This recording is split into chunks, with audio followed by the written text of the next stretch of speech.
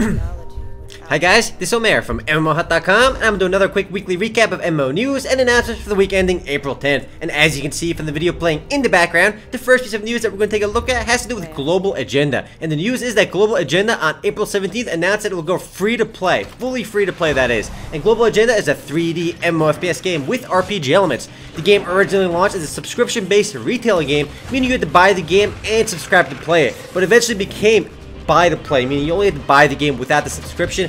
The game did have a free trial, but with serious restrictions. However, now the game will be fully free to play, meaning free to play users will be able to access all aspects of the game without paying. Now, all of this is happening with the upcoming free agent update, which is launching in mid-April. As always, it's awesome to see a game go free to play. Next up guys, on April 5th, a brand new season for MLB Dugout Heroes begins. Some changes include the default player rosters have been updated for 2011, and new draft cards for 70s and 80s players will be released soon. Prizes can now be earned through single and team home run derby modes. Players can play with Hall of Fame players, and the new training mode will help keep players in shape without aging them. Later in the month, Games Campus also announced that they will be releasing a new game mode for the game, which allows players to play against computers and also earn experience. Oh, and in the off chance you couldn't tell what the game is about, it is a baseball-themed MMO.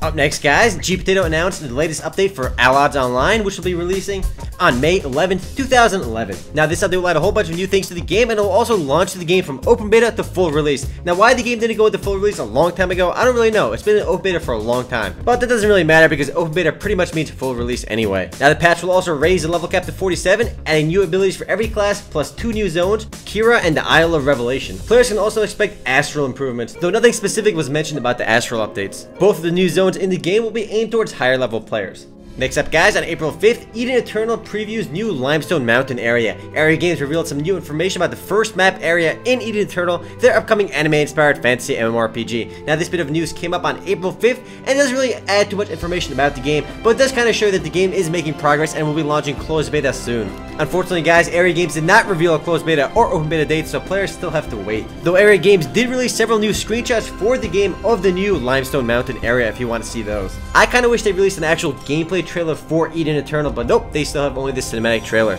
Next up guys, on April 6th, Game2Go announced the latest expansion pack / update for King of Kings 3, titled Dragon God Resurrection. The latest update increased the level cap to 140 and adds second level classes, bringing the total class count up to 27. 22 new areas will also be introduced, and players will be able to transform into, raise, and tame dragons. As always, new equipment will also be introduced with this update, including expansion to the crafting system, and 7 new boss monsters will be scattered across the world, offering their conquerors a chance at powerful items. Too bad Game2Go did not release an actual new gameplay trailer for this update, so I'm just using the old cinematic trailer for King of Kings 3. The Dragon God Resurrection update is scheduled to launch sometime in April 2011. Up next guys, on April 8th, Conquer Online announced a new beta Mac client for the game. Conquer Online is a 2D fantasy MMORPG by TQ Digital, and the game will be available on Mac. The beta Mac client will be available from April 8th until April 26th, and afterwards, I'm sure they'll launch the full Mac client sometime after. It's kind of cool to see these free-to-play MMORPGs starting to embrace Mac as well, and the way I look at it is the more platforms these games are available for, the better. I personally don't use a Mac, but it's kind of lame that Mac users really can't play that many free-to-play MMORPGs, because most free-to-play MMORPGs are Windows only.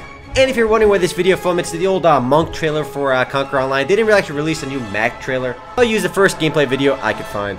Next up guys, Nexon announced the official release date for Dungeon Fighter Online Act 8. And the official release date is April 13th, 2011. When Act 8 launches, players who have reached the maximum level of 60 will be able to choose from new professions, which can be selected by completing a few specific quests. The 4 professions in the game will be Alchemy, Enchanting, Disassembly, and Animation. Another feature which will be launching on April 13th for Dungeon Fighter Online is the game's NPC friendship system, which allows players to give items to NPCs as gifts, who in return will give them gifts later on. As mentioned earlier, Episode 8 will launch on April 13th. The next and last bit of news is actually a good one. Games Campus announces Asda 2 on April 7th, 2011. And Asda 2 will be a sequel to Asda Story from Games Campus, and like Asda Story, Asda 2 will be anime inspired. Now there is no official closed beta or open beta date yet for Asda 2, but it is worth mentioning that when Asda 2 does launch, Asda Story will still be in service. So it's not like Asda Story will shut down and Asda 2 will take its place, both games will remain in service. Asda 2 will feature better character customization options and will continue the 3-faction battle system of Asda Story. Asda 2 will also feature the same soulmate system of Asda Story, as well as expand it with a new marriage system. Well guys, that's it for MMO news, but as for upcoming games, we have nada. But as for games recently launched, we have Battlefield Play for Free, which began its open beta phase on April 4th, 2011. Though the game itself is still not officially launched, it is an open beta, and of course that still means basically it is fully launched.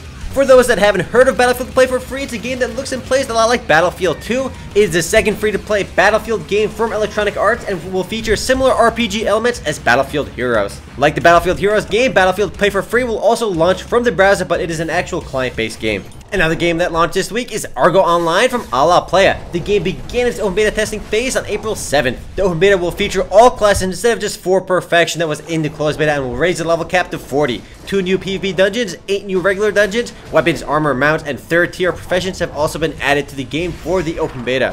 For those that haven't heard of Argo Online, it is a steampunk themed fantasy MMORPG. Anyway guys, that's it for MMO news and announcements for the week ending April 10th, 2011. Now if you want to read about or learn more about any of the news mentioned in this video, head on over to MMOHut.com/news. If you want to discuss these news, head on over to MMOHut.com/forums. Anyway guys, this is Omer, signing off.